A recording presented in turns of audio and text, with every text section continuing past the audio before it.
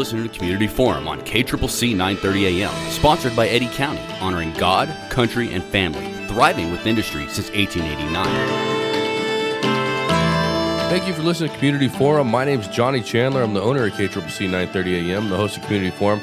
With me today, back with us again, Paul Gessing. Paul Gessing is the president of the Rio Grande Foundation.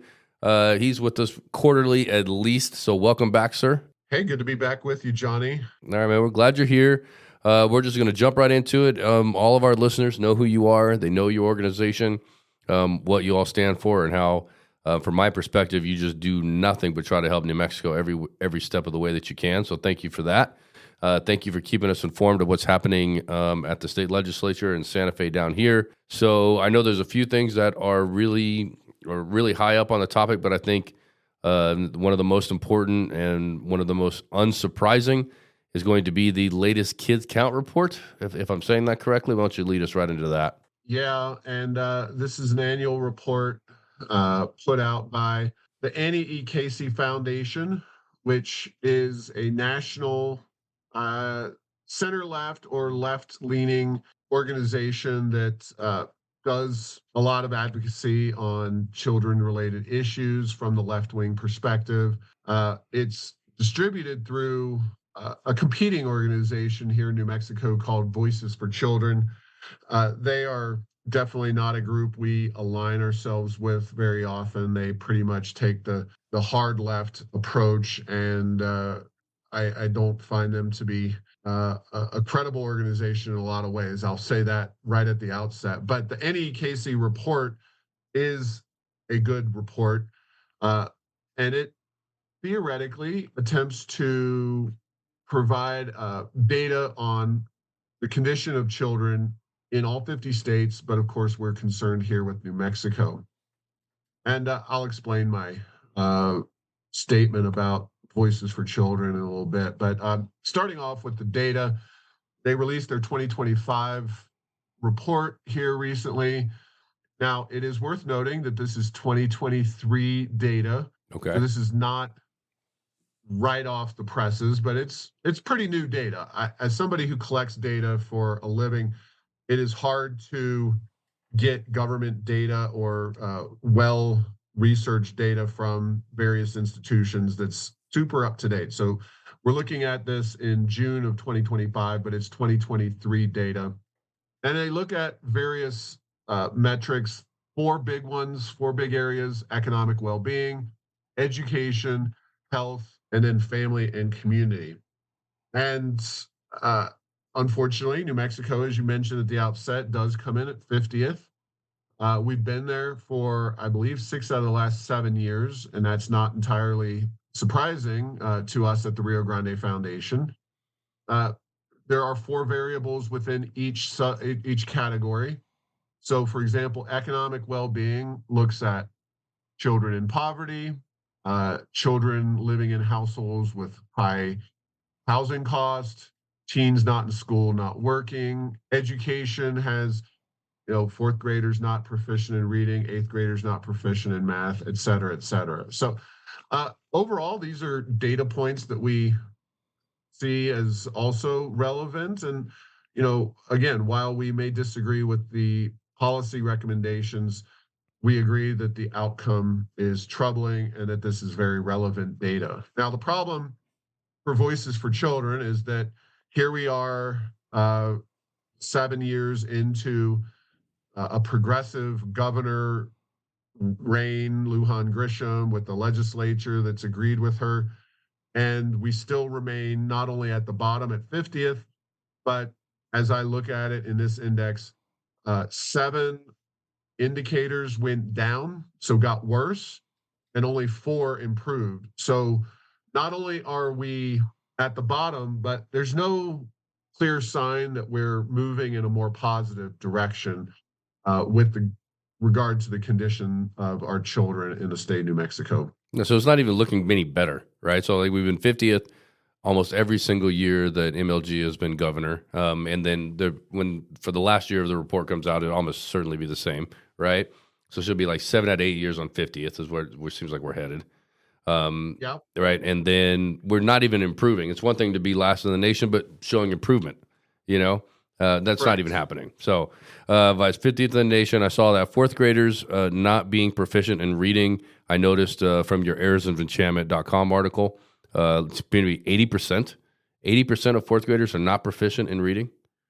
It's wild, isn't it? And real quick on that specific note, because I did want to dive into a couple of these little indicators, but uh, fourth graders not proficient in reading, 80% in New Mexico, which is one of the indicators that got worse. So they use comparisons in this report. So we're looking at 2024 education. It's dropped to 80%. 2019 was 76%. So we actually saw a rather significant increase in the number of fourth graders not proficient in reading in New Mexico between 2019 and 2024. And before I explain that, which I think most people are probably looking at, is that, of course, eighth graders not proficient in math. They look at 2019 and 2024, which went from 79% to 86%. So 86% of eighth graders in New Mexico not proficient in math. You know, That is mind blowing. it's unbelievable. And I mean, the eighth grade proficiency is math. You're not even really hitting algebra yet. You know what I mean? Yeah, Like you're really exactly. just dividing and subtracting and using fractions. And then you sit there and just when you comment on that or just think about it a little bit, and you wonder why we don't have like big companies moving into New Mexico despite the tax structure by trying to set up business and expand our economy. Like they look at the future population of our state and they're like, these kids can't even do math. Why would I try to bring my company there? It's That's absolutely true. they're totally going But to use this as an indicator. yeah, and my, of course, when I look at it, I say, well, what happened in maybe 2020 or 2021 or 22? Well, New Mexico's kids were locked out of their schools for the better part of those years, thanks to our governor. So I lay that decline. Now, don't get me wrong, the 2019 data points, not great. New Mexico has struggled educationally for many years, many years. But to take that already low standard and really, if you look at all the data points in there, maybe they go up or down by 1% or 2% or something like that. But to take two critical data points like that and move them by 4 percentage points and 7 percentage points in a single year, that, well, not a single year, a single Yep. cycle, Right. that is really indicative of where we are in New Mexico. And then to top it all off, Johnny, the fourth educational data point, high school students not graduating on time, we get better, which only indicates to me that our graduation standards dropped during that time period, which of course they did because we're still dealing with the aftermath of COVID, and they were essentially just allowing anybody with a pulse to graduate in the wake of COVID-19. So that is probably the single, when you talk about the condition of our kids, the utter failure of our education system in this state is the biggest single problem. Obviously, there's numerous others, mostly around the issue of poverty. Most of the others can be simply stated as related to poverty. And, that's part of why Carlsbad, that's part of why Hobbs, the southeastern part of our state, generally does perform much better than Albuquerque or some of the other school districts across the state. Does this report separate our region at all from the state of New Mexico, or is it just a state report? No, there are some other reports that you can find that detail Albuquerque because it is one of the largest school districts in the entire country, but they don't look, if it's a national report, that's pretty much as far as they go down into the smaller districts. So yeah, I mean, there's no question that students in a lot of other parts of the state, rural communities and southeast New Mexico, Los Alamos, there's points of light, but the fact remains that when you put it all together, New Mexico's education system is not getting the job done and not even close. So, yeah, that report Voices for Children likes to kind of separate themselves a little bit from the policies because they're advocating for all these big government schemes, these new government programs that they think are going to change the game. And they put out an article in the Santa Fe New Mexican under the Voices for Children claiming, oh, well, these impacts of recent policy changes haven't taken hold. They've got expanded child care assistance, pre-K funding, et cetera, et cetera. But it's it's lipstick on the pig at best. Uh, there is no way to defend from the failed policies of New Mexico on this report, especially since it is a report put together by a left-wing advocacy organization. These people are advocating the policies that we are theoretically uh, implementing here in New Mexico. It's just the policies are doomed to failure. We need to just do something about our economic growth and economic condition as a state, diversifying the economy, using that oil and gas money to boost our entire state economy, to bring less poverty, more prosperity to citizens of New Mexico. And they're just not doing it in Santa Fe. They don't care. And they know that we're so used to, as New Mexicans, ranking at the very bottom in other indices that until people show up at the polls in election day, very upset and voting the opposite direction as they have, we're going to be stuck in the same dynamic, unfortunately.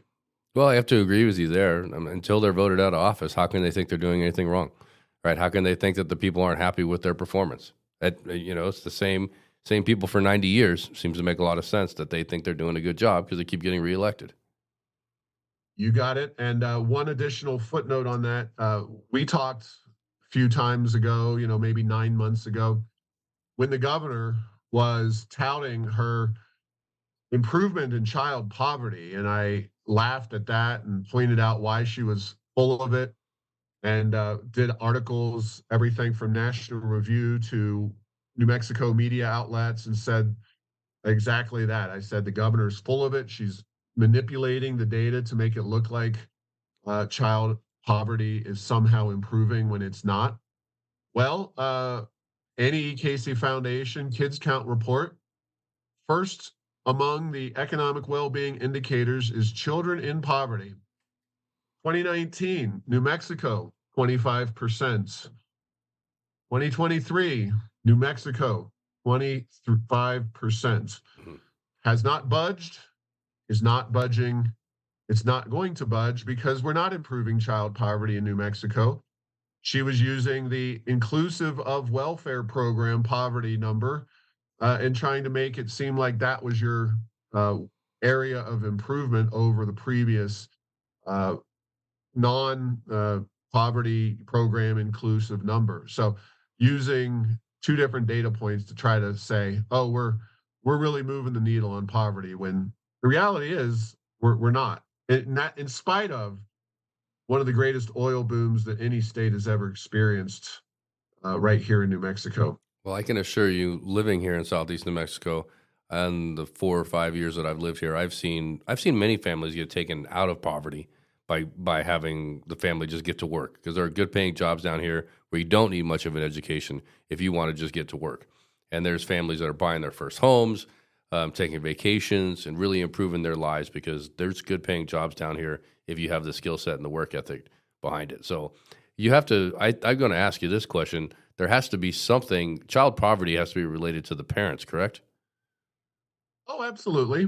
Right. It is related. If I were to kind of make a broad points on the topic, I would say, well, as you say, education is important, but education is primarily a lagging indicator. Yes, poor people, poor kids sometimes are able to shepherd their child through the education system and get them a better outcome than their parents achieved. What is much more common is that people who have the wherewithal go to or find a good paying job with a minimal education and work hard and then provide for their children so that they don't have to work as hard. And doing that is predominantly done through the education system. It's the child of immigrants who so often gets the high diploma and good paying desk job in the future. It's not generally if somebody who is the first generation able to parlay that opportunity into a really high education level job. They generally work, you don't necessarily call them menial jobs, but more intensive labor, more manual labor, that kind of thing. And they do that with the express justification of if I work my proverbial butt off, my child won't have to be involved in that physical labor, and they'll be able to uh, do better than the parent did. And that's the American dream right there. I mean, there's no question that that is the way people look at it. And unfortunately, the American dream has passed too many New Mexicans by for a lack of economic opportunity and policies that essentially push people towards that economic opportunity as opposed to uh, collecting government welfare payments or doing whatever they choose. Yeah, I don't feel like you can tell, you can tell me if I'm wrong, but I just don't feel like there's like just an overall sense, a nationwide sense of leaders out there really talking to families and American citizens about how we need to get to work. You know, what I mean, we need to be working. We need to be adding to the productivity of our country, adding to the productivity of our state. It seems like there's an awful lot of information out there, an awful lot of encouragement about leaning on the government for more assistance. You know, leaning on the government for this, and just an overwhelming sense of that instead of this overwhelming sense of you can do it. You can work harder as an American. And I just don't, you talk about the American dream. That was the American dream. I mean, I don't even know if President Trump really talks about it that much. But the idea is, where is the encouragement of getting to work and helping grow our country when it seems to be, oh, don't worry, the government's got you.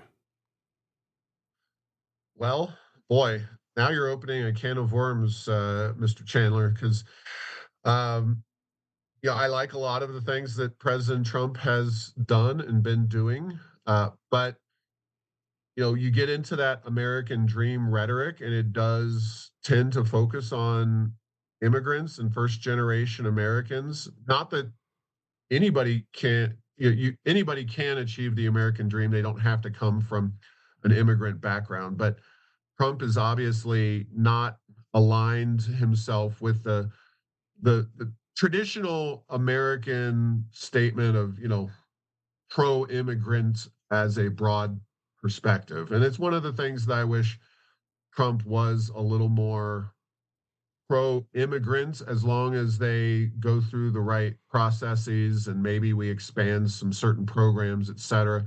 Trump definitely kind of positions himself as being anti-immigrant, which I think that is an unfortunate aspect of Trump's persona and policy perspective. But I Rio Grande Foundation does not tackle the immigrant issue per se. Right. I do think there is, obviously a long track record of America being able to kind of create this melting pot where you had people come here and they all became Americans, and that's broken down for a number of reasons. So the immigration question is definitely more complicated than it was maybe 20 or 30 years ago. And I think the rhetoric's changed for that reason. But yeah, I agree. And it's obviously not just immigrants, although most immigrants who do come here and really do things the right way do very, very well. Unfortunately, in New Mexico, we have lots of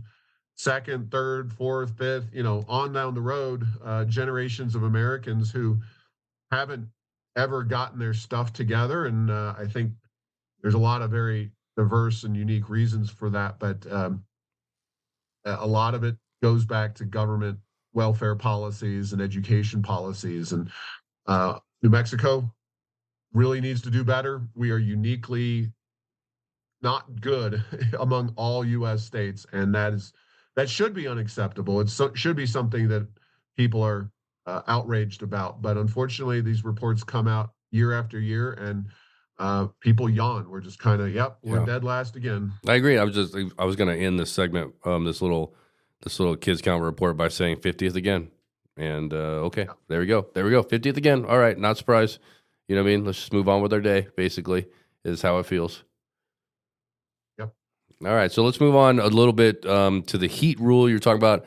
I want to bring that up. It's real important for everybody here in Southeast New Mexico. We've already hit multiple 90-degree days. You know what I mean? We're hot compared to the rest of the state. And we have a lot of jobs and industries where people are working outdoors in this heat, probably overwhelming majority compared to the rest of the state. Even in the other kind of oil and natural gas-rich part of our state, San Juan County, right, up there in the Four Corners, not nearly as hot as we are, even though they can hit some pretty high temperatures. So we cook down here, and we all know it, and we're pretty used to it compared to the rest of the state. But you said the New Mexico Environment Department has been coming down with some new rules related to workers in heat. I'm very connected with the oil and gas industry down here and the other industries that are working in Southeast New Mexico, and I feel like they take pretty good care of their employees when it comes to the heat. So why don't you share a little bit about what the New Mexico Environment Department is doing related to heat?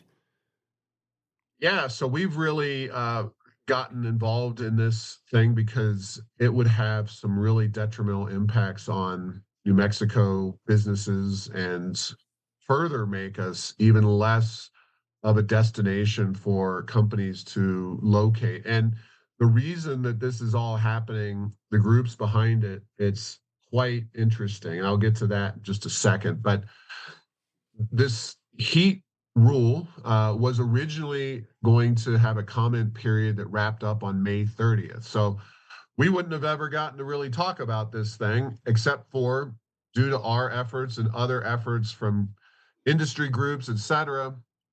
We flooded them so much that they are now open to July 17th. Okay. So if you go to airsoфenchantment.com, you can look for the little heat advisory label and click on it, and it'll take you 5 minutes, depending on how thorough you want to be with your comments. But there are comments still being collected for this heat roll, and you can go, that's kind of towards the bottom of the post for obvious reasons. I've got a lot of different data points and information around it. First and foremost, you're talking 90s. Well, this regulation kicks in when the heat index hits just 80 degrees. And there are very few places in New Mexico that don't hit 80 degrees on a regular basis. You could probably find some mountains that don't get up to 80, but nobody lives there. So what starts with that is that you have to have assessments. You have to essentially have a full-time employee who deals with looking at how temperature and relative humidity applies to the work conditions, the effect of direct sunlight, intensity of the work being performed, acclimatization. So is that employee somebody who's been in hot conditions working before, or were they maybe from Alaska or something? Right. Various personal risk factors, PPE and other protective clothing. And then you have to, it spells out how to apply various things like fluid and acclimatization and regular rest breaks and up to 20. For heavy labor in full sun, temperatures exceeding 90, breaks must be taken every 20 minutes for at least 40 minutes. What? I mean, hold on. Did I hear that correctly? Or did you say that backwards? No. Heavy labor in full sun, temperatures exceeding 90, which is pretty much every day right now in Southeast New Mexico. Breaks must be taken every 20 minutes for at least 40 minutes. So your 90 degrees is hot, but it's not that hot relative to some of the other some conditions. But so you're only working 20 minutes out of every hour. Exactly. I mean, that's like, the funny thing is, I've always made fun of, like, whenever you drive by, I'm not making fun of any city specifically, right? But you always walk by, like, the city worker, like digging a hole, city workers, plural, digging a hole on the side of the road or for whatever they're working on. You've got like 4 or 5 dudes standing there and only one person's doing the shoveling, right? Where the other 4 or 5 people are just hanging out. I call it the city worker because you got one person working and you got 6 people watching. It's almost like they're just putting that in legislation.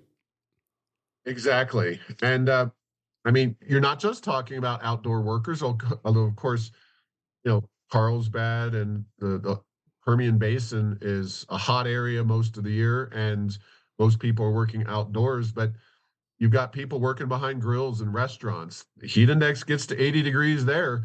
Are you really going to have these people taking, breaks and have them tracking all this information? It's ridiculous. It is a really devastating proposed rule. And again, I encourage folks to, send a message.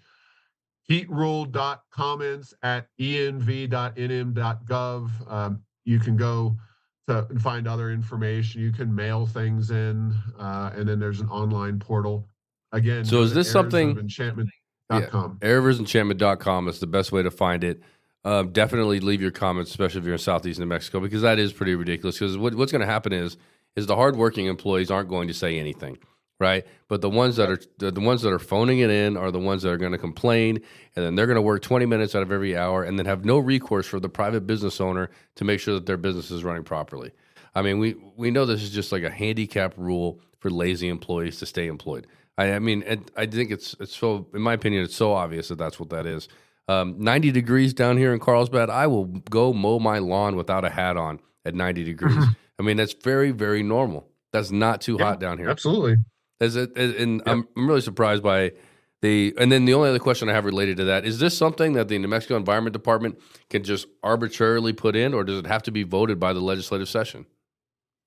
Again, this is like so many other things where it seems like this could be adopted without an act of the legislature, which is unfortunate and problematic. I will only add one additional point, which is that you would think that maybe we would be talking about oil and gas workers or construction trades unions that would be behind this.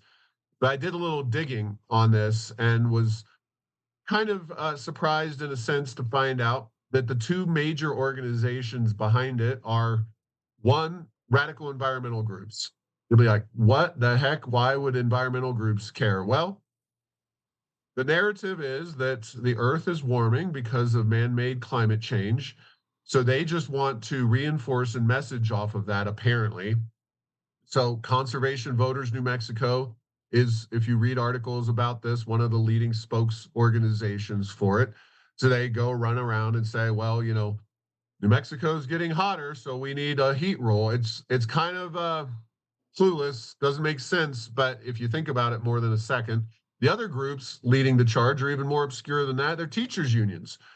The AFT and NEA are organizing with this, and their former lobbyist, a guy named Charles Goodmacher, is on the board of advisors as a policy advisor to the organization Healthy Climate New Mexico, which is pushing this. So this nonprofit is very organized and got some of these big special interest groups, just not the interest groups you would think of, maybe agriculture workers or oil and gas workers or even construction guys in their unions. Nothing at all. Some really unusual groups there pushing to put some onerous regulations on people at relatively low levels of heat. That's a really good point. Like, anytime that there's something like this that's coming about and you're interested in it as a citizen, take the time to see which groups are really backing it, right? That makes a lot of, so if the IBEW union was the International Brotherhood of Electric Workers was backing the idea that it's too hot for their guys to be working outside or girls to be working outside, then you would look at, okay, well, they have a bunch of electricians and maybe they're concerned about their workers who are in the heat for too long or working too long, or the pipe fitters or all those guys. Like, okay, maybe they're really concerned about the people that join their organization every day, right? But these are people that don't do any of that work that are backing those type of regulations. So, really good point to pay attention to who's backing these new proposed rules and pushing the state in that certain direction. That'll reveal to you exactly what the agenda is. So, thank you for telling us about that. You want to maybe end on a little bit of good news? You said there's good news related to New Mexico and electric vehicle mandates, which seems like an oxymoron lately since I've been talking to you. Well, very good news. And not only is it good for New Mexico, it's good for the whole country because the United States Congress, on a bipartisan basis, stepped up and uh, repealed California's waiver dating back to the 1960s that they had been given to help clean the smog up in Southern California. Now, nobody wants smog to come back to Southern California, but for decades and decades, they had been improving the quality of air. I mean, back in the 60s, it was like a different country we were living in. There were no catalytic converters on vehicles. They Right. put lead in the gasoline. I'm old enough to remember lead gas. Not that that impacted smog, but the cleanliness of the engines running on the roads was so much different. So, long story short, that's how New Mexico and others came to have EV mandates in the first place, under the auspices of California's regulation, which we'd been allowed to essentially piggyback on. And uh, Congress decided, thanks in part to President Trump being in office and making it a priority, to repeal that waiver that California has. So it was pretty straightforward. Interstate Commerce Clause says that Congress regulates those kinds of things, regulations and interstate commerce. Uh, so California and New Mexico and Washington State, none of these states are able to mandate that we buy 43% electric vehicles by this year or 82% by 2032, or as California wants to do, eliminate the internal combustion engine by 2035. Uh, to his credit, I know this is going to shock some people down there in southeast New Mexico, but Gabe Vasquez was one of 35 Democrats in the House to vote to overturn this regulation. Neither Heinrich nor Ben Ray Lujan chose to jump on board. And of course, Stansbury and Leger Fernandez both voted to keep the EV, keep these mandates in place and keep states like New Mexico on track to force people to buy more and more EVs. About 5% of New Mexicans buy EVs in any given year. So we were going to be forced to do 43%. That was going to kill the automotive industry, kill car dealers, kill our economy. It was going to be devastating. And of course, the governor's been out saying, oh, this is terrible. This is overreach, blah, blah, blah. Well, a lot of judges have had a lot of things to say about Trump and his executive orders and some of his policies, but this one was passed through Congress. It was a bipartisan vote. Alyssa Slotkin from the state of Michigan on the Democratic side was the only U.S. senator to jump on board, but it was a bipartisan vote in both houses. And California's mandate and therefore New Mexico's and everybody else's is done. Now, where does this all go next?